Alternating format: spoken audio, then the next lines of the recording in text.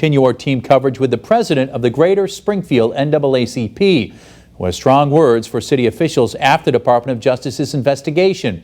Western Mass News reporter Lindsay Kane has more on that part of our coverage. They are paid to protect and serve us, not to brutalize us. A 28-page report released by the U.S. Department of Justice finds the city of Springfield's Police Department narcotics unit in use of excessive force, something Bishop Talbert Swan, president of the Greater Springfield NAACP, says is not surprising. Our branch has been saying for years that there's a problem with brutality in the Springfield Police Department.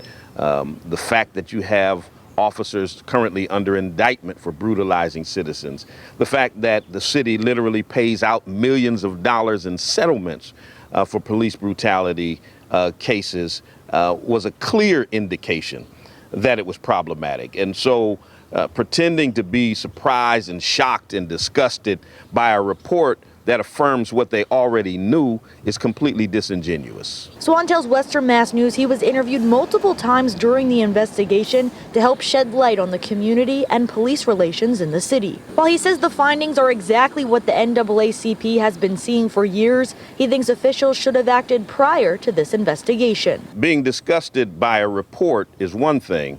I think that city officials should have been disgusted by the reports of the residents long before this report came out. I think the current police commissioner needs to retire. I think that the true civilian review board needs to be established. I think we need to do a nationwide search for a new police chief who is innovative, on the cutting edge, who is not thoroughly ingrained into the corrupt system here in Springfield.